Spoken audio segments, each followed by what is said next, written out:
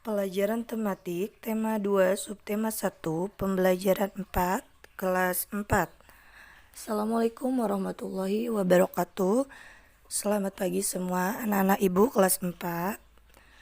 Semoga kabar kalian selalu dalam keadaan sehat ya. Begitu juga ibu selalu mendoakan semoga ayah dan ibu kalian tetap dalam keadaan sehat. Baik anak-anak, seperti biasa sebelum kita memulai pelajaran, marilah kita berdoa. Berdoa dimulai.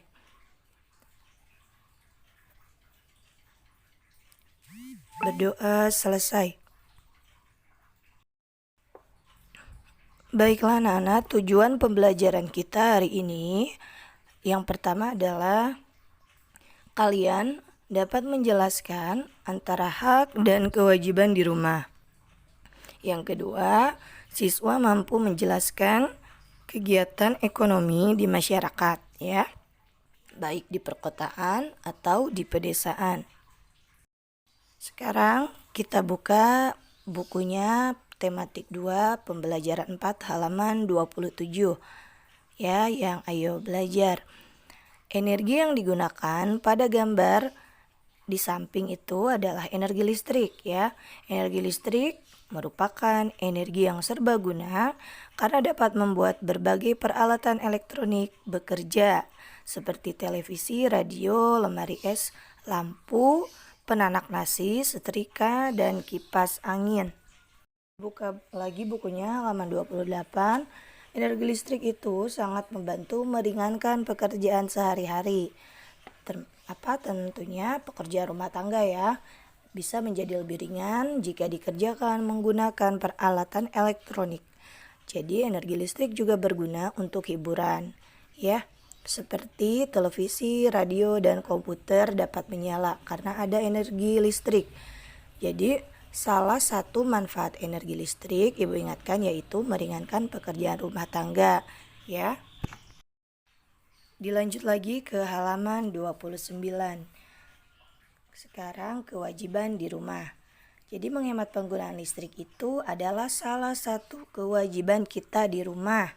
Bila kita melaksanakan kewajiban dengan sebaik-baiknya, tentu kita sendiri yang akan memetik hasilnya. Dan jangan lupa ya, jika kalian sudah menggunakan peralatan elektronik yang sudah selesai, maka harus segera dimatikan. Misalnya kalian telah selesai menggunakan komputer atau laptop, maka harus segera mematikan komputer atau laptop tersebut jika tidak digunakan. Hak di rumah yaitu misalkan kalian mendapat nasihat agar selalu menghemat listrik. Misalnya dengan selalu mematikan lampu dan peralatan listrik jika tidak digunakan. Memberikan nasihat kepada anak adalah kewajiban orang tua ya. Sedangkan kewajiban anak ialah mendengarkan dan melaksanakan nasihat orang tua.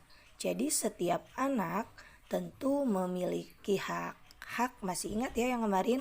Hak itu adalah sesuatu hal yang harus didapatkan bahkan dari sebelum kita lahir. Nah, setiap anak berhak mendapatkan kasih sayang dari orang tuanya. Kemudian hak dan kewajiban itu hubungannya adalah harus dilaksanakan secara seimbang dan hubungannya tidak dapat dipisahkan. Hak dan kewajiban juga adalah sesuatu yang tak terpisahkan ya.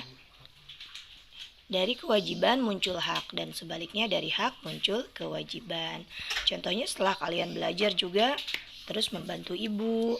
Nah, kalian juga berhak untuk bermain. Sekarang kita lanjutkan ke halaman 34. Kabupaten Jember memiliki potensi sumber daya kelautan dan perikanan yang melimpah. Sumber daya yang melimpah tersebut memengaruhi kehidupan penduduk di daerah.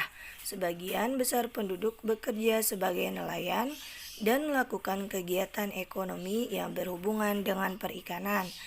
Nah, apakah kegiatan ekonomi itu? Kegiatan ekonomi itu adalah kegiatan yang dilakukan oleh manusia dalam memenuhi kebutuhan hidup, ya. Jadi kegiatan ekonomi mencakup produksi, distribusi, dan konsumsi. Apa itu produksi anak-anak? Produksi itu adalah kegiatan menambah nilai guna suatu benda atau menghasilkan barang dan jasa untuk memenuhi kebutuhan manusia itu sendiri.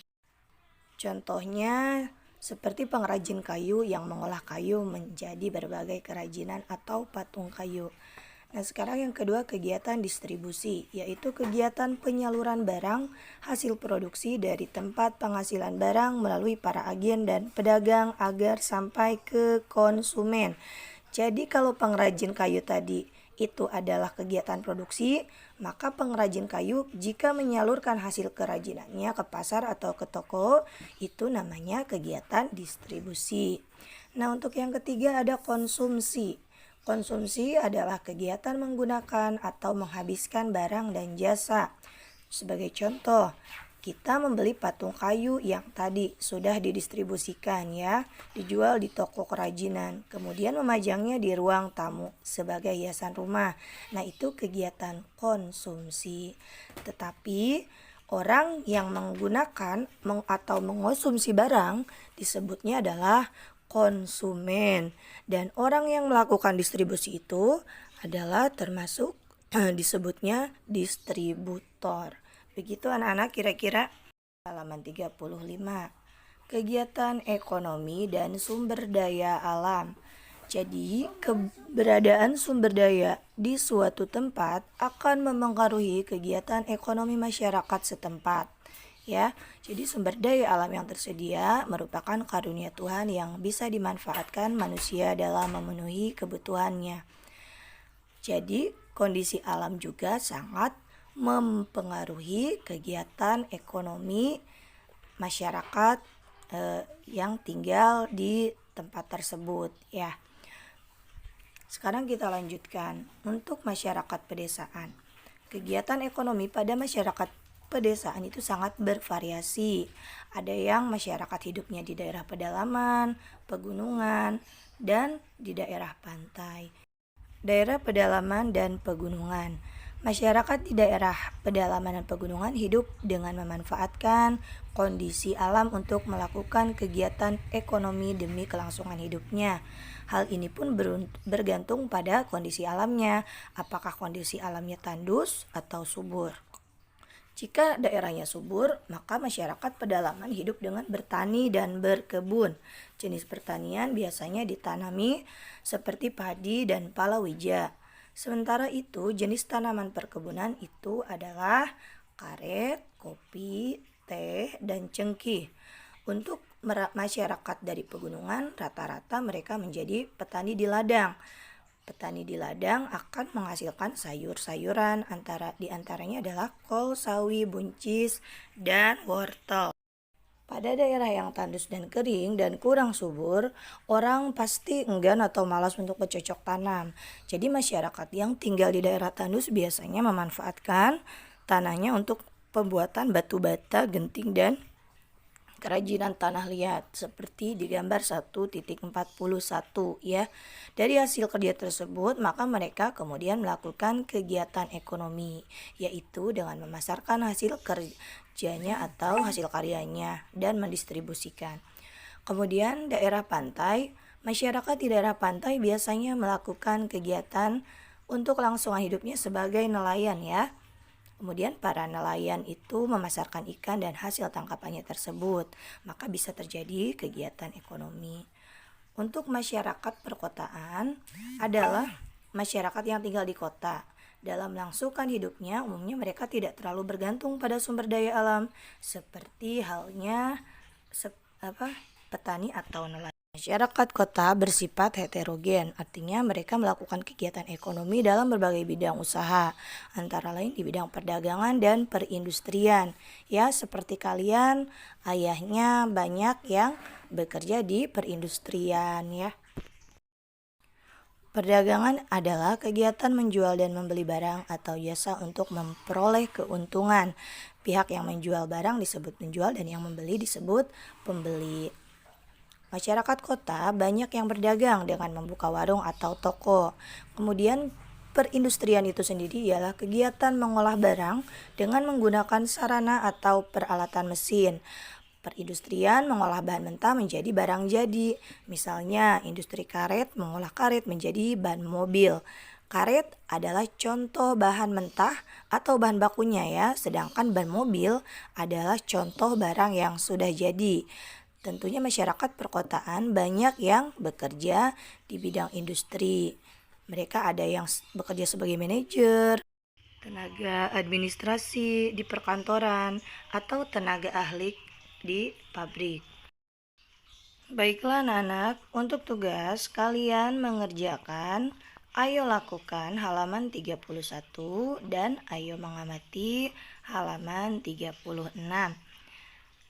Mudah-mudahan kalian bisa mengerti semua atau memahami soalnya ya, atau perintahnya. Selamat mengerjakan anak-anak ibu yang pintar. Alhamdulillah pembelajaran tematik hari ini sudah selesai. Mudah-mudahan apa yang Ibu jelaskan bisa bermanfaat untuk kalian dan khususnya untuk Ibu. Terima kasih untuk ayah Ibu atau untuk kakak yang sudah mendampingi anak-anak kita belajar. Mudah-mudahan kalian selalu dilindungi oleh Tuhan Yang Maha Esa. Sekali lagi Ibu ucapkan terima kasih. Assalamualaikum warahmatullahi wabarakatuh. Selamat pagi semuanya.